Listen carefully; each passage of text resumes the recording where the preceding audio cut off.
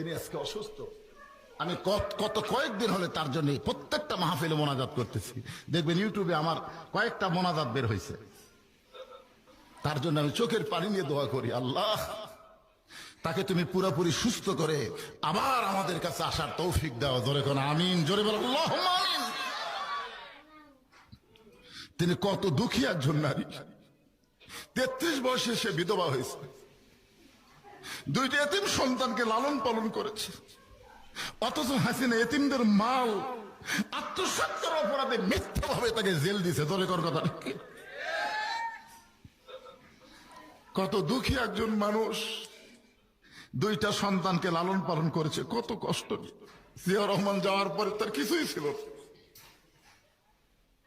তিনি আমাদের দেশের 3 সফল মন্ত্রী। তিনি যখন ক্ষমতায় ছিলেন একটা আলেম বলতে পারবে না।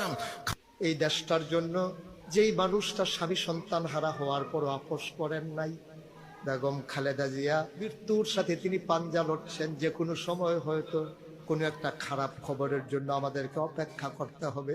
আমরা প্রাণ ভরে দোয়া চাই, আল্লাহ যেন দেশের প্রয়োজনে মানুষটার দীর্ঘ দীর্ঘ হায়াত দিয়ে দেয়। বলো আমিন। বড় দুঃখী মানুষ, কিন্তু আপোষ করেন না।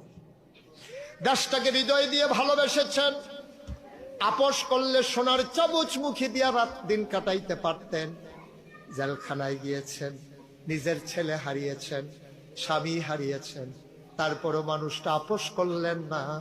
এই মানুষটার দেশের প্রয়োজনে তুমি একটু হায়াত দিয়ে দাও। সবাই পড়েন আমিন।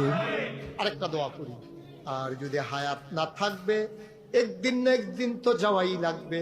যেদিন যাবেন উনি যেন ঈমান নিয়ে কবরে যেতে পারে। বলেন আমিন। আয় আল্লাহ, দল মত নির্বিশেষে যে মানুষটির জন্য সবাই মিলে চোখের পানি ফেলে কাঁদতেছে, মাওলা আয় আল্লাহ, ঐক্যের প্রতীক, স্বাধীনতা সার্বভৌমত্বের প্রতীক, গণতন্ত্রের আপসহীন নেত্রী, যে মানুষটা বাতিলের সাথে আপোষ করলো না, ইসলামের জন্য যে মানুষটা নিজের জীবনকে নিবেদিত প্রাণ করে দিল, আয় আল্লাহ বেগম খালেদা জিয়ার দীর্ঘ দীর্ঘ নেক হায়াত দান করে দাও।